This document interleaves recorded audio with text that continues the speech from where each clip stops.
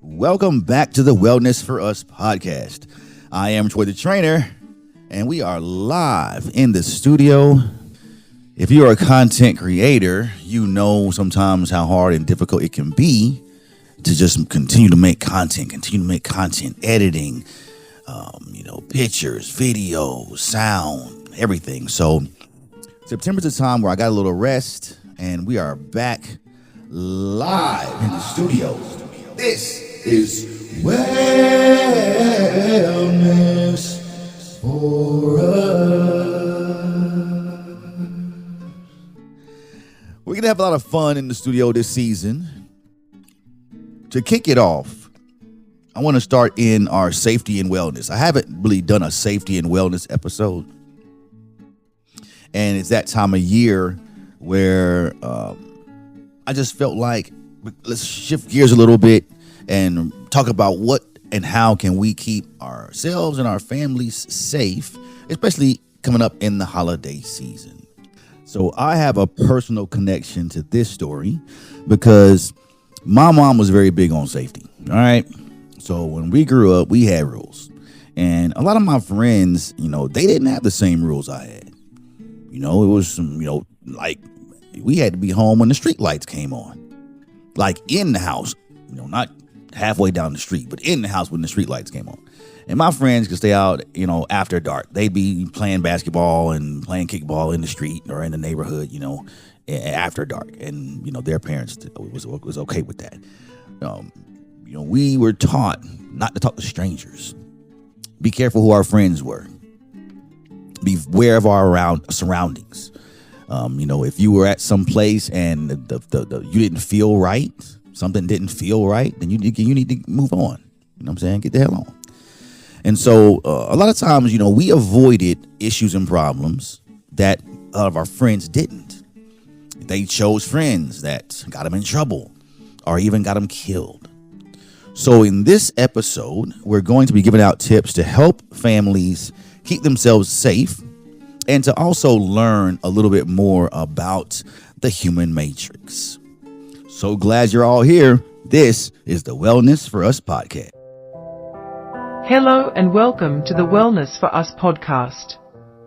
Our goal is to provide you with wellness resources, information, and products that empower you on your journey to a healthier and happier lifestyle. And now, here's your host, Troy the Trainer.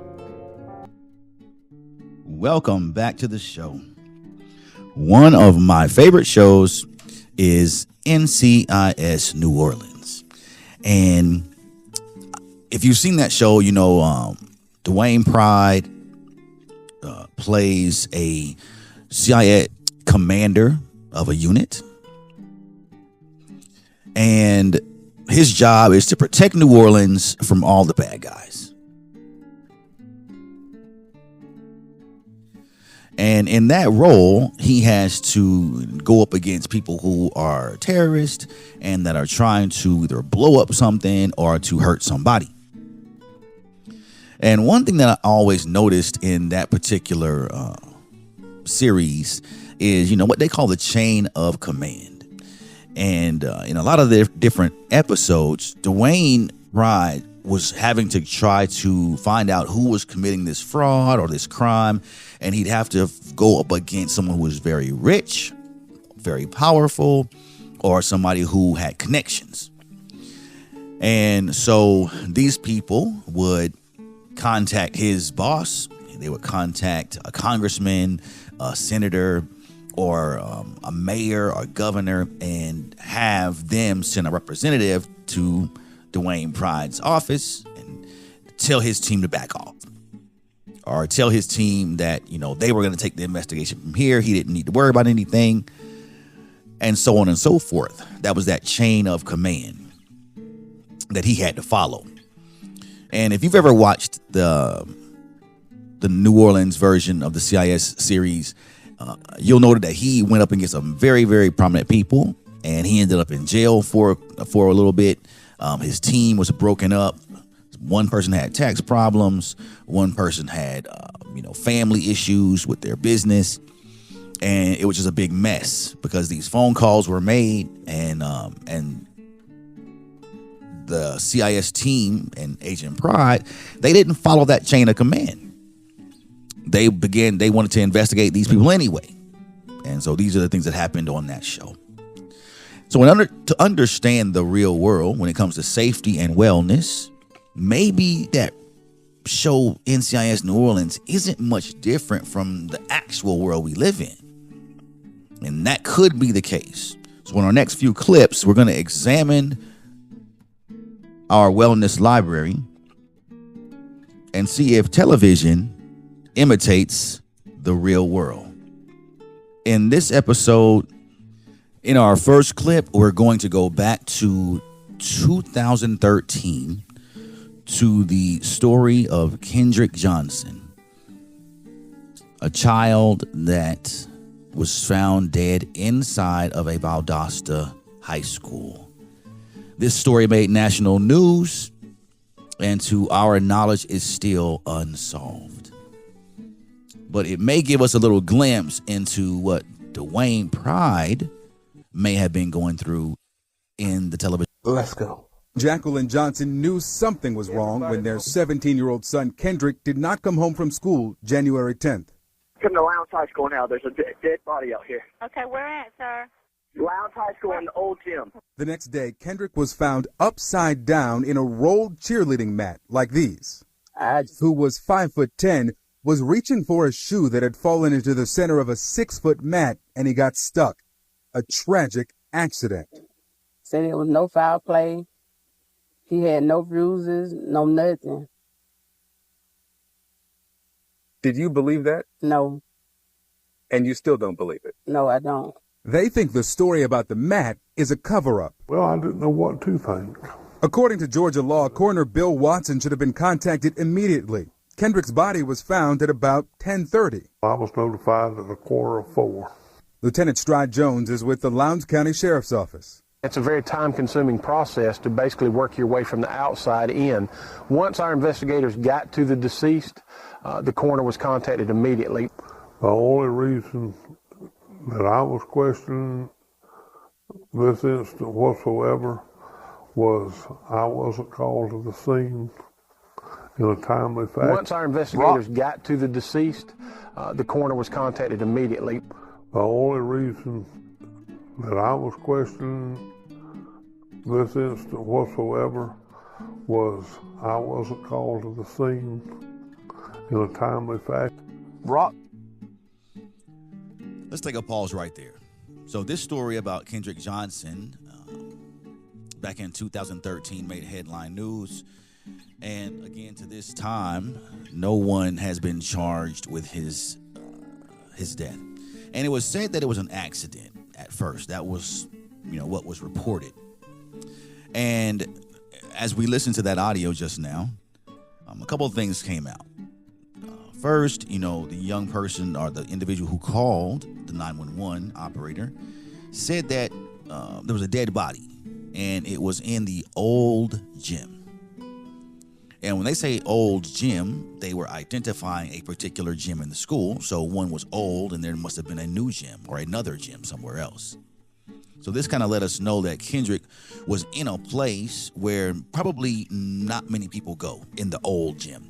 And from the news reports, there were cameras all over the school, but where Kendrick's body was wrapped in this tarp, this gym mat, there were no cameras in that area. So it was the old gym where there's no cameras and there's a dead body there. And the state coroner is saying that he wasn't contacted in a timely fashion. But the police chief says they did contact him in a timely fashion. And that's where the investigation began. And so because of these conflicting stories, the family began to ask questions. And that's how this story began to take on a different turn, because the state is saying one thing and the police chief is saying something different. So let's continue with the story, and we'll continue with this chain of command. And it fell over. I tried to get in it. I couldn't get no forward my neck muscles into the mat. Then there's this photo of Kendrick's face. As handsome as my son was, then you see him like that, it's The second time, Jacqueline Johnson cried next to her son Kendrick's grave. The first time, he was being lowered into the ground. This time, he's being pulled out of it. So in this part, what we are hearing is the father is saying that he went to the school and saw what kind of mat that his son was supposedly in, and wanted to see if his son could actually fit in this mat. And he said he couldn't even get half of his arms in the mat. How could his son fall in that mat? And then he said the picture. You know, the coroner had taken pictures of the body. And the picture reminded us of what Emmett Till looked like in the picture that we have of him. Completely beaten. His entire face was distorted. And so they said he just tripped, fell into the mat, and suffocated. So there's no way his face should be mutilated the way it was in the pictures that we have. And maybe those pictures weren't supposed to be leaked or shown or given to the family, but they had them. So now the story of Kendrick Johnson is taking on an entirely different energy. Because again, we have conflicting stories. So as we continue with this report on Kendrick Johnson, we're learning about this chain of command, and we're seeing that the stories are not adding up. Let's continue with the story of Kendrick Johnson. An independent second autopsy. In that autopsy, Anderson told the Johnsons he'd found evidence that Kendrick died as the result of a blow to the neck and not accidental asphyxia after slipping into a rolled gym mat at school, as investigators in Georgia had said. But what Dr. Anderson did not find shocked them. When we got the body for the second autopsy, that organs, the heart, lungs, liver, etc., were not with the body. The brain? The brain, they were all absent. Every organ from the top of Kendrick's head to his pelvis, gone. A spokeswoman. So here we are. This is where the story of Kendrick Johnson begins to take on even another layer of confusion and mystery. You have a body of a child who died, and all the organs in the body are missing, including the brain. No brain, no heart, no kidneys, no lungs, no spleen, no intestines, nothing. And that's where the family really began to ask questions as to why. If their son just simply slipped and fell, then why are all his organs missing? And just so you are aware, the internal organs, just like on CIS, are how you determine how somebody died. The internal organs are the tools that the body uses to show where damage occurred and how it occurred and at what time it occurred. So with all of the organs missing, it would be hard for you to even know what happened. This is this chain of command, because now we're getting into someone and an entity who could actually remove all the organs and put them somewhere. And you don't do that at home. You have to have a facility to do that in. And that's why this coroner is saying that he wasn't contacted in a timely manner. And in an investigation, he had to say that they did not contact him in a timely manner. So that body went somewhere else where all the organs were removed. And then it was sent to where it was supposed to go in the first place. And that's why all these questions were being asked. But the story doesn't stop there. It gets a little bit deeper. Let's continue with the story of Kendrick Johnson. Woman for the state tells CNN after its autopsy The organs were placed in Johnson's body, the body was closed, then the body was released to the funeral home. State investigators say it's their normal practice, but what happened after his body arrived at the funeral home was anything but normal. Dr. Anderson showed me the pictures of Kendrick's body he'd taken during the second autopsy. It's a Black Friday ad, JCPenney ad. Yes. Stuffing that newspaper in like he was a garbage can inside his body. It's unbelievable. So what exactly did the Harrington Funeral Home do with Kendrick's organs? And why was he stuffed with old newspaper? We went. So this is where the story gets unbelievable. Somewhere in the process of removing all the organs from this young boy's body, this is a child. This is a child. And they removed all his organs, including his brain. They stuffed him with newspaper.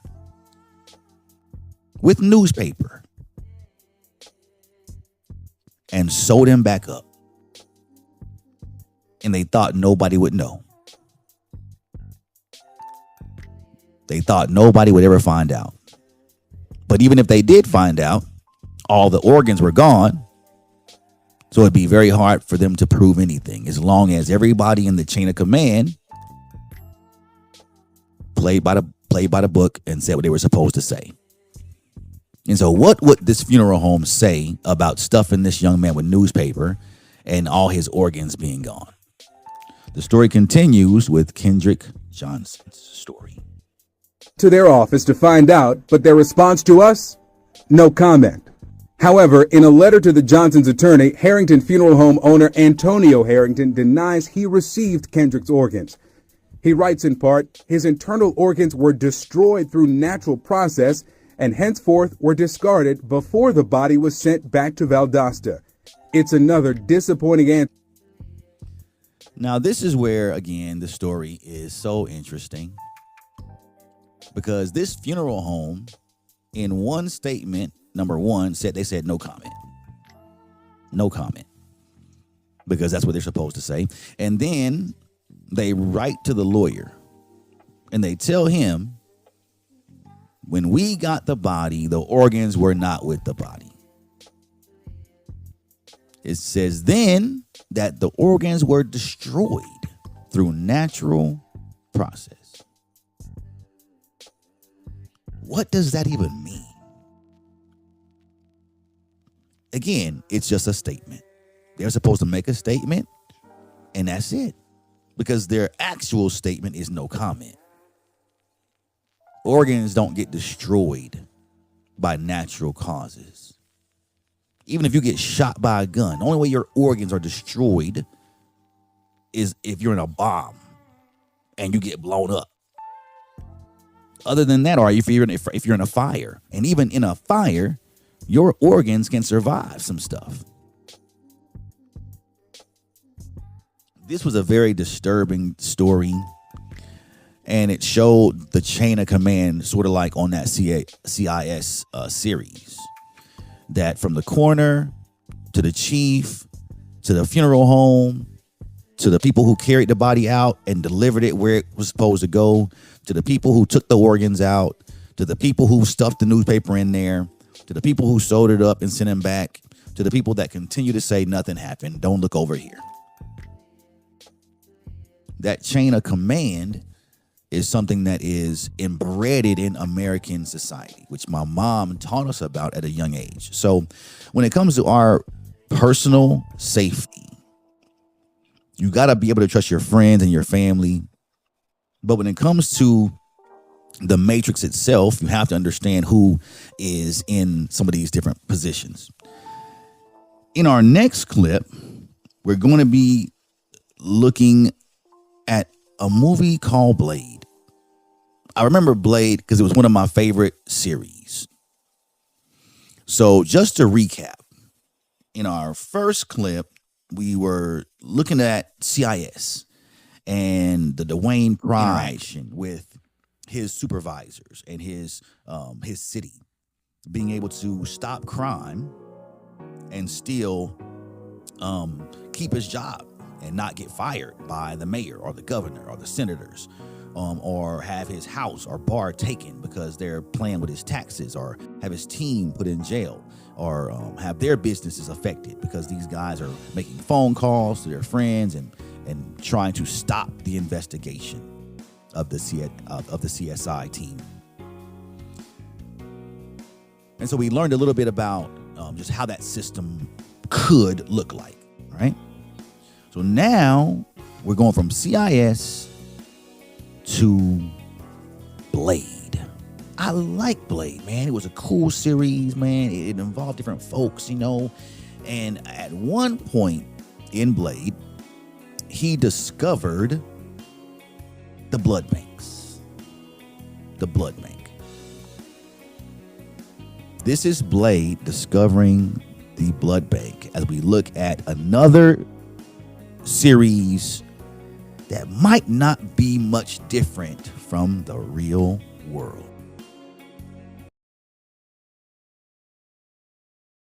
Vampires decided that hunting humans on a piecemeal basis was too inefficient. Why kill your prey when you can keep them alive? Under optimal conditions, a donor can generate anywhere from 50 to 100 pints of blood. Productive. Where do you get all these people? They got processing centers in every major city. At any given time, there's what? 2-3 million homeless wandering around America? They just pull them in off the streets. Nobody cares about them. We're doing this country a service, really. Vampire Final Solution. Are they aware? Do they feel anything? They're in a chemical-induced coma. They're brain dead. Look at this. This the future you want. What you think? They have a place for you in their future? We don't have a choice. They're going to win. Can't you see that? He's come back. There's nothing stopping them now. There's me. Go. You got 20 seconds. This series, and I remember that scene, and I didn't really think much about it then, but it was just one of those shows that, you know, that those movies that I got into, and it was fun.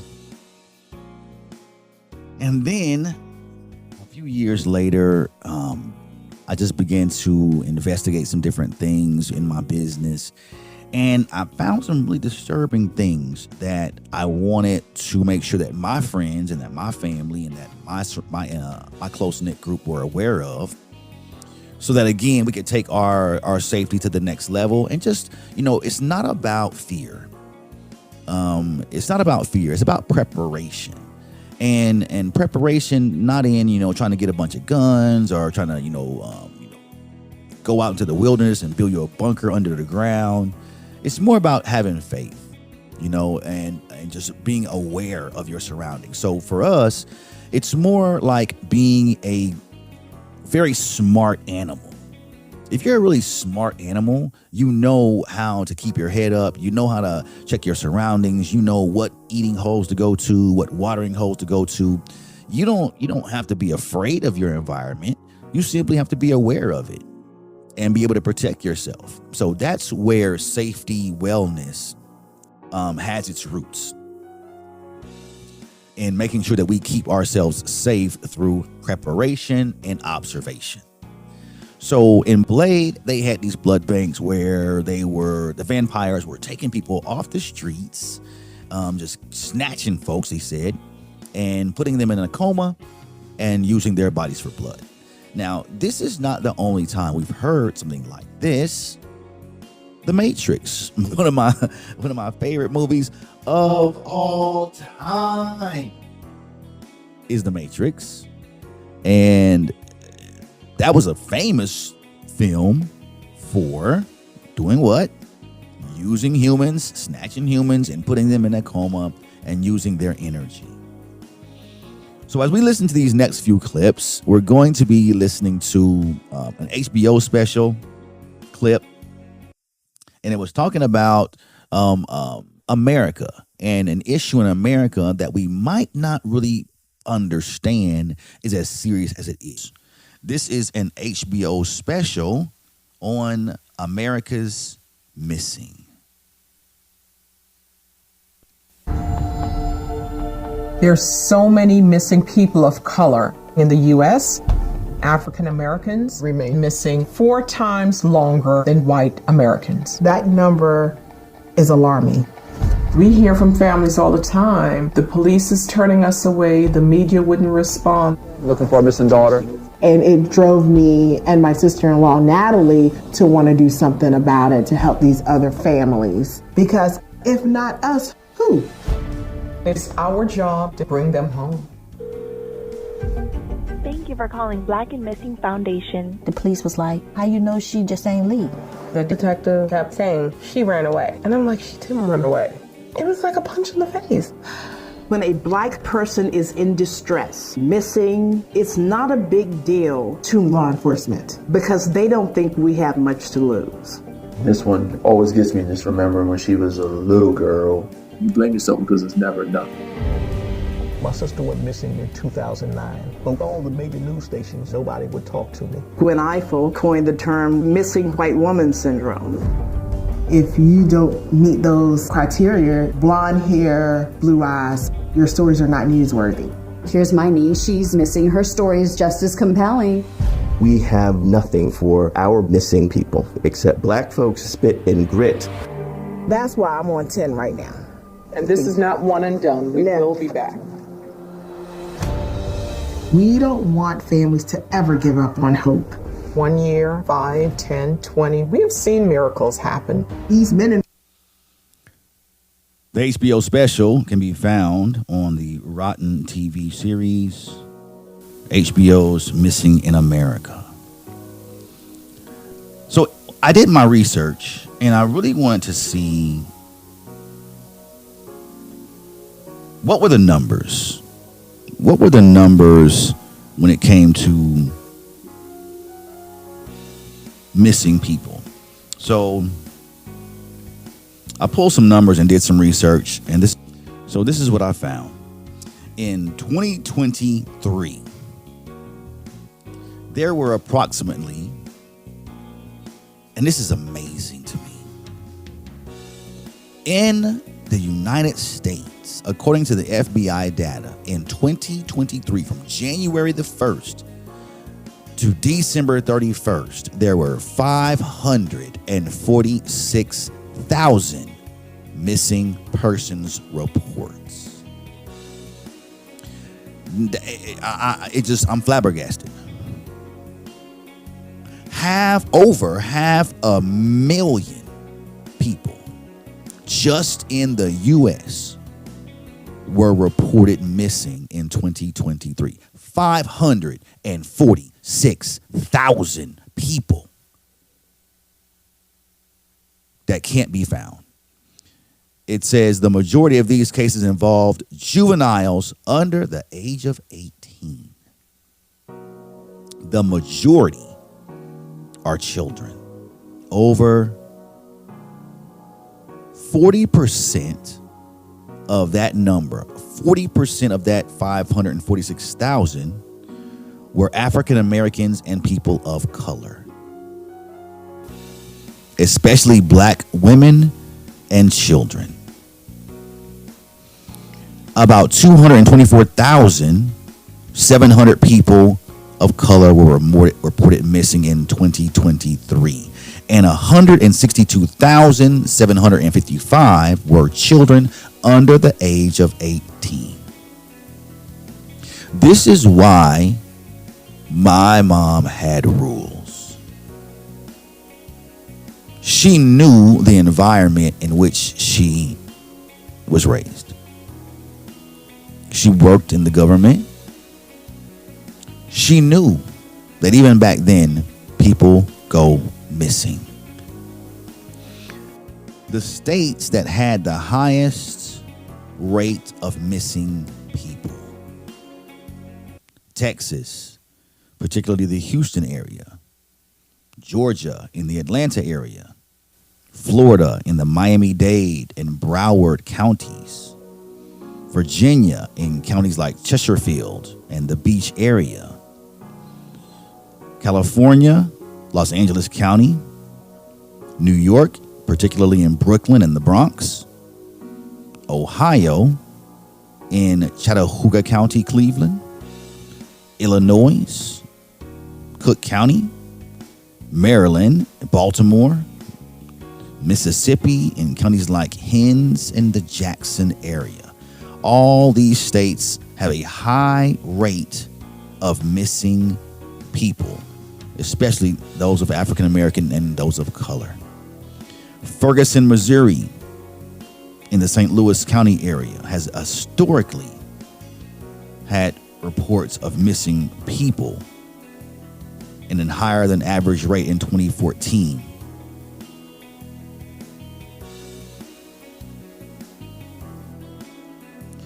We want to keep our children safe. We want to keep ourselves safe. So teach your children positive ways of keeping themselves safe. And in this episode, we're going to be giving you 5 great tips to help you and your family keep yourselves safe. So in our first expose, we learned about the chain of command, and we saw that sometimes it doesn't always work out to our favor. When Kendrick Johnson murder or death is still unresolved. And we have missing people. Now, how serious is this missing person problem? We just said we had 546,000 people missing. And that is an astounding number. So listen to this next clip from North Carolina News. Take a listen.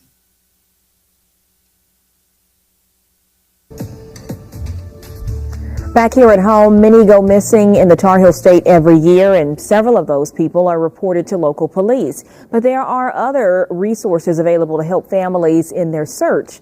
Sheil Jackson went to a missing persons event in Durham and spoke to a woman on the hunt for her daughter.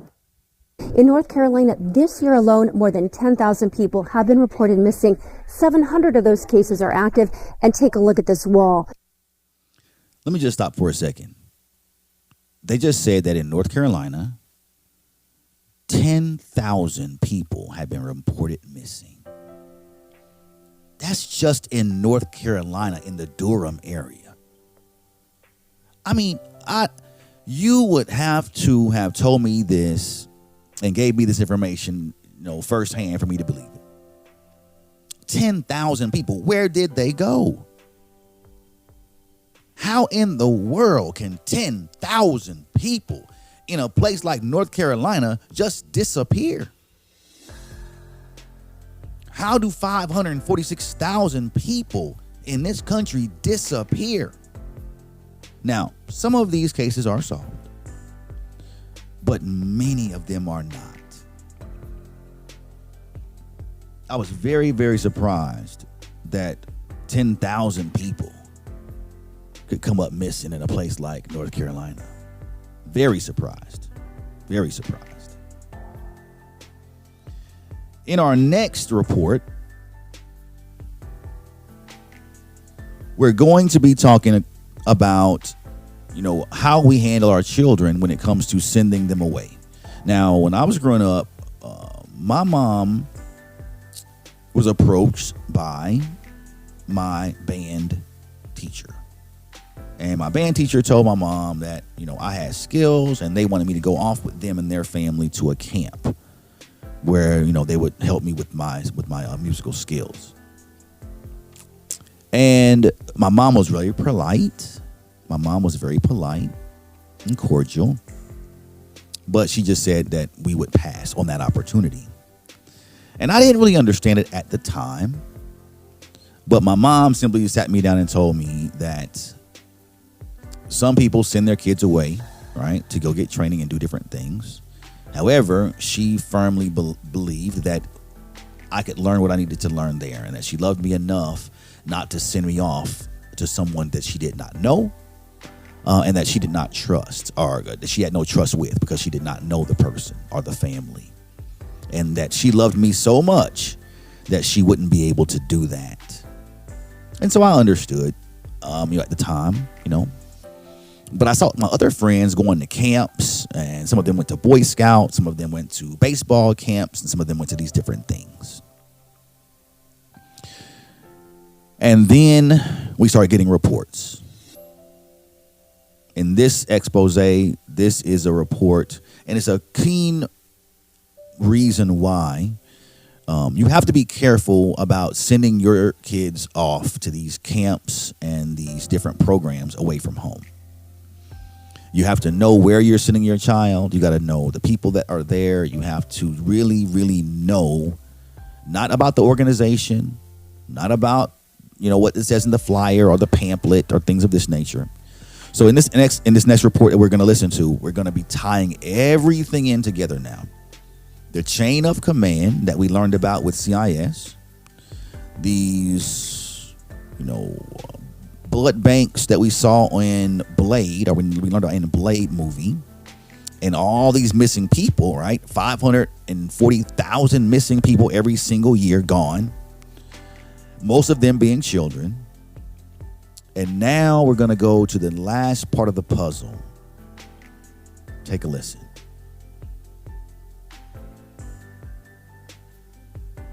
Child sexual abuse scandal threatens to engulf an institution Americans once considered one of their most wholesome and patriotic, the Boy Scouts. Those perversion files that they've had reflect that they have removed thousands of offenders of childhood sexual abuse over the years, and they've kept that in files secretly. New York Attorney Jeff Anderson says internal documents kept at Boy Scouts of America headquarters describe sexual abuse dating back to the 1940s.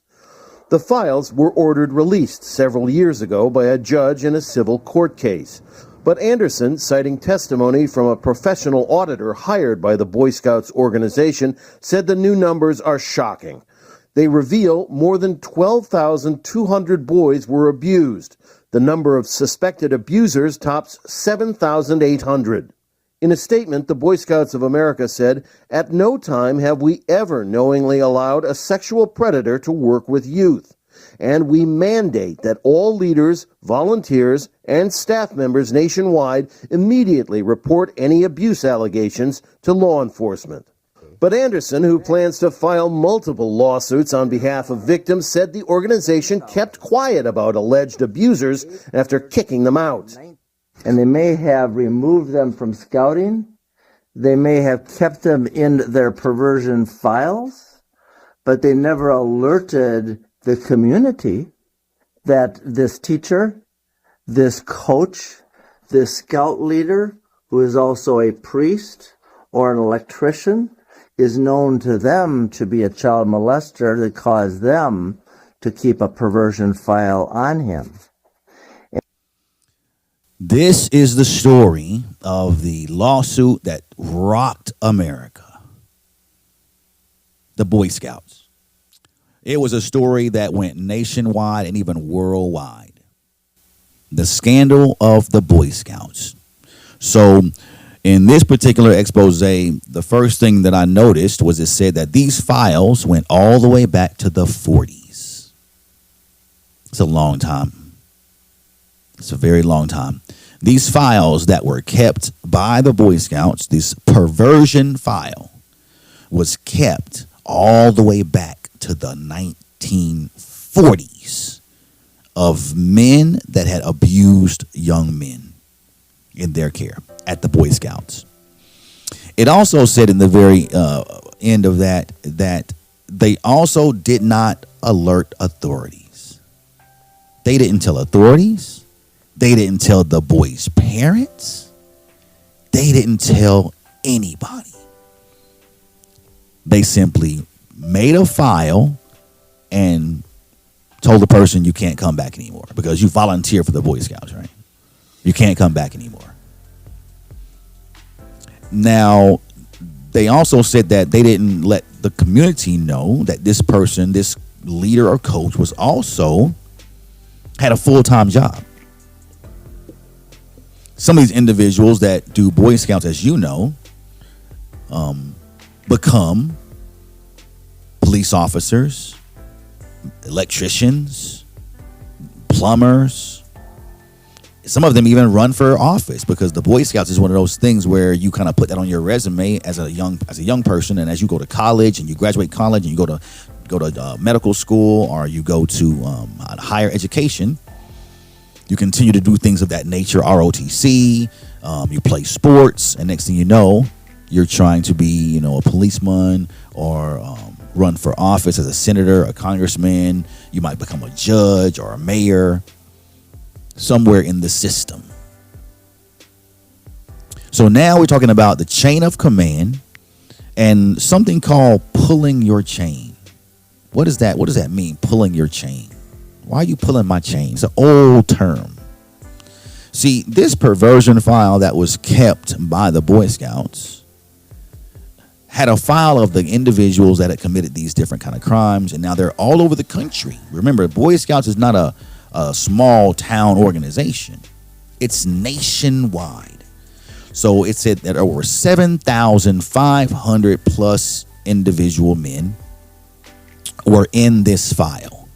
7,500 people in America today, dating back to the 1940s, committed sexual crimes against young boys and have lived their entire lives and become electricians, plumbers, business owners, policemen, police chiefs, lieutenants, governors, mayors, congresspeople.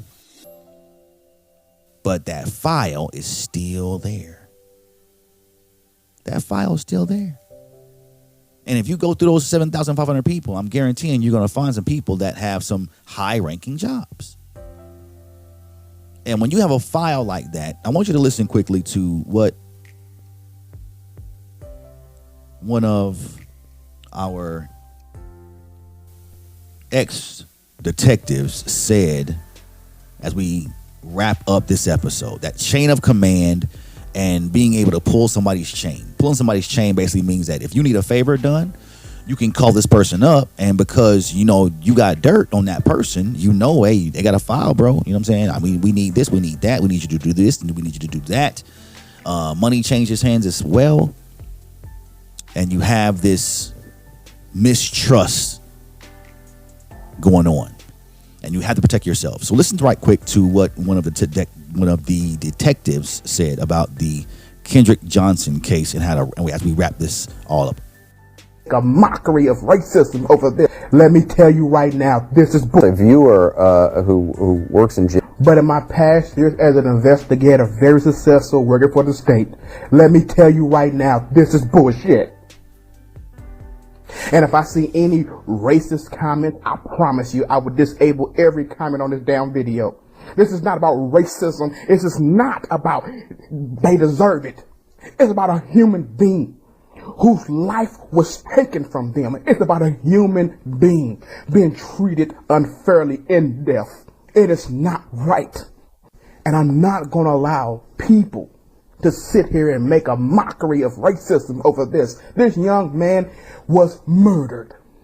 This young man's body was stripped. They try to take any evidence from his murder so that the murderer can continue to walk on. And the police department don't even care about what's going on. You ought to be angry at the scums that are being elected. See, I have not spoke my opinion about this whole shutdown because my opinion about it is not pretty. But when you have people such as school districts who's lining the pockets of these local politicians, this is what happens. When you have mega companies line the pockets of Republicans and Democrats, oh yes, you Democrats, y'all some of bitches full of shit too. This is what happens.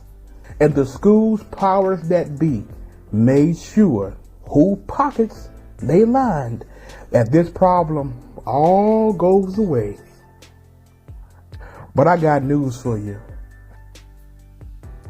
Keeping ourselves safe is important. And sometimes, you know, a lot of my friends and people that, you know, are in my direct,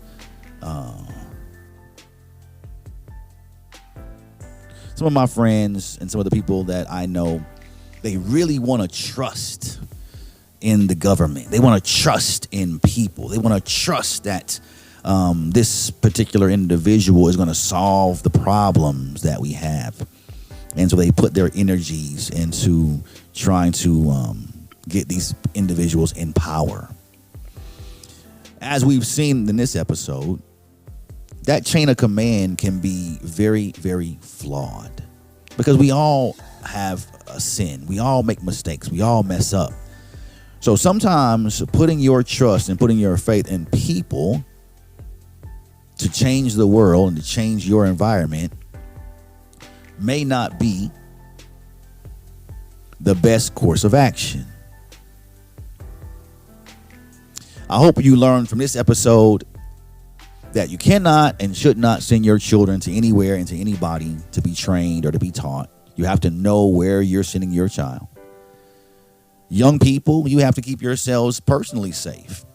And we're going to give you about 5 tips that are going to help you and your family keep yourself safe in our human matrix. So now we're going to give you 5 tips to help families keep their children and themselves safe.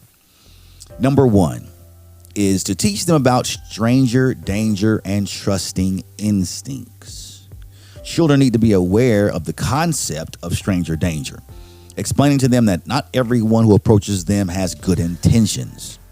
And again, this is not to scare children or to make them afraid, but to empower them, to let them know exactly that, you know, if someone approaches them and they don't know them, then they should trust their instincts. And if they feel that they're in danger, they need to quickly find an authority figure like a police officer or a teacher. You also can teach them the stranger danger vocal. They are to scream stranger danger if someone approaches them or tries to touch them or tries to grab them. That will help alert other people around. So the number 1 is to teach children stranger danger and the ability to yell stranger danger if they are touched, grabbed, or if someone is trying to talk to them that they do not know. They should look for a police officer or run to a teacher figure. Number 2, establish clear rules for public places. Now, I remember, you know, when my mom and I were young, you could not just walk away from your parent. My homie works at iPhone store, and he tells me a lot of times where he's looking at couples with their child or a single parent with their child, and the child will wander to the other side of the store.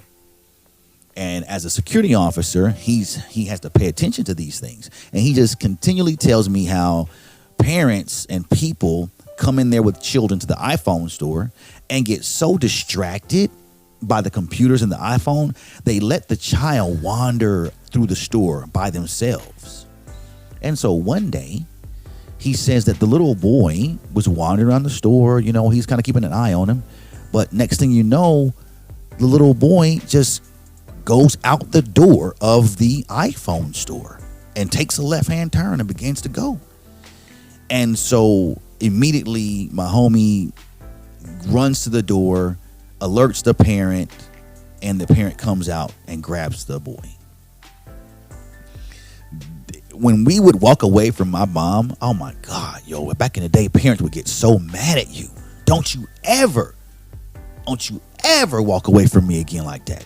If she had to turn around and look for you, oh my God, you do not want that back in the day. So, number 2, establish clear rules for public places. How do you keep watch on your child when you're in public?